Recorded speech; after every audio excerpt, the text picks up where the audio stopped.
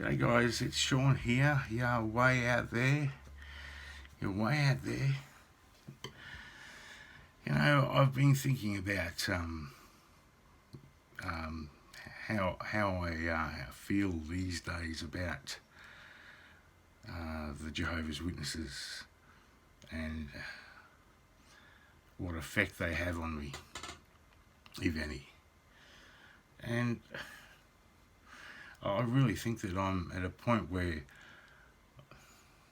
I'm almost recovered. I don't think anyone could be fully recovered from being a member. Even if they were a member for a short while, like a couple of years, there's still a huge effect that has if somebody's delved into that religion. I was in it since almost birth, and sort of faded after I was around 20, 21. And it had a huge effect on me. I didn't really focus so much on it in my 20s or my 30s that much, because I was preoccupied with marriage, work, children. But when I got a little bit more time to myself and discovered the internet, which was a new thing when I was in my 40s or late 30s, I had the opportunity to look into this religion a lot deeper, and realised that I still had a lot of issues, which were spawned by being in the cult when I was a kid, up until the age I was, and went on a journey, I guess, for a few years and learnt more and more about them. Went through bitterness, anger, a lot of anxiety, a lot of questioning, guilt even, about whether I had made the right decision to have left when I was in my early 20s. I'm at the point now, as I said though, where I think life's pretty good for me. It's you know, it's what I make it. Whatever my life is like is because of the way I think, and you know, your thoughts become actions, and actions make your life either one way or another. So yeah, I'm at that point, which also makes me think about, or gives me this a lot of empathy for the Jehovah's Witnesses, the current witnesses, and what they go through as victims of the Watchtower Bible and Tract Society. And that for me is a good indicator that I'm at the point where I'm pretty much clear of all the symptoms of being a former cult member. So yeah, this empathy that I have for them, it's pretty intense if I think about it, because my family shuns me. My sisters have completely written me off, so has my father, and any other family member that's still part of the religion has shunned me, to the point where there's no communication at all. I'll never see those people again. And of course, at first that really made me bitter and had hatred for them as individuals, whereas now I don't. You know, I love them, and I always have, but I sincerely love them and feel sorry for them. I have pity on them, because you know, I was one of them. And I found this to be such a healthy way of dealing with apostasy, my apostasy, rather than the way I previously handled it and dealt with things. It takes time, of course, and some people just will never get to a point where they can say they forgive to the degree that I do the members, and especially family and friends who've written them off. But that is very indicative of if you are now sort of recovered from this mind controlling organisation.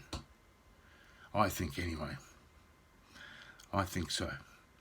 And that's where I'm at, you know. I mean, I'd love to have my family back, of course, especially this late in life. Well, I know my dad's, he's probably not got long to go, and my sisters are a little bit older than I am. And I have no real family other than them over here in Australia. So I'd want nothing more for them to be back into my life. But it's also a matter of accepting what is, and also understanding that these people have the ability now, much more so than when they were younger. I'm talking about current Jehovah's Witnesses, to access information regarding the organisation than ever before. And they don't necessarily have to use Watchtower publications or speak to elders about concerns they may have, doubts they may have, or not feeling comfortable with certain doctrine, or the way the witnesses are in terms of their shunning views. I know a lot of current witnesses struggle with that as a concept, because it does affect families, and they see it quite apparently, but they sort of, I think they put it down to the fact that, you know, Jehovah knows best, and we've just got to have faith in him.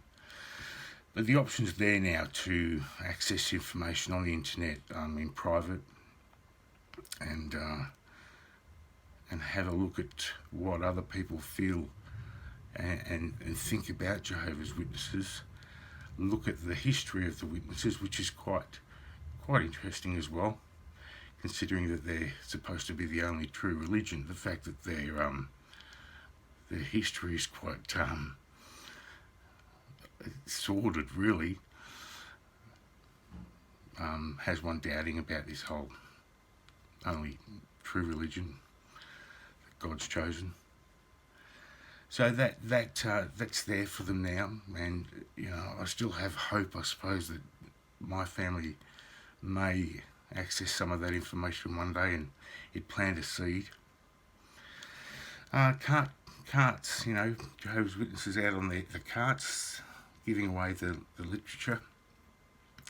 Often that can be a good way of interacting with them if you're still wanting to be a little bit ambassadorial about your apostasy and want to help a witness. You can approach these people at the cart, but I recommend doing so in a way that is completely transparent. Let them know straight up that you were a member, and you'd be surprised how often a conversation can get struck up where you can plant seeds, and you can get on their level with them without embarrassing them or cart crashing, as some people do, or putting them on the spot and embarrassing them. Get on their level and leave them with something that you both walk away feeling okay about, because it's good all round. So if you are sort of, you know, that zealous type and you have your wits about you, like a lot of YouTube ex-Jehovah's Witnesses do, I can recommend doing that. Or you could just leave them alone and let them work it out for themselves. If they're not happy, as I said, the option is there for them to discover themselves, as we've done, as many of the people that I know who are ex-Jehovah's Witnesses did before the internet even came out. We just trusted in our own gut feeling, I suppose, in a way, but without the confirmation that you can get now. This organisation is not what it says it is. So yeah, I just thought I'd share that.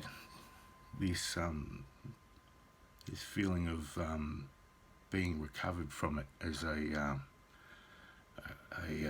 former member. It's taken some time, and there's no hurry for it, that's for sure. But I think if you trust that it can happen, it will happen. Know that one day you can get to a point where you can still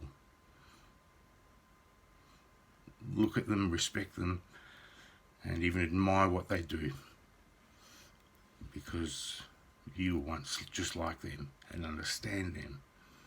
It's about that empathy.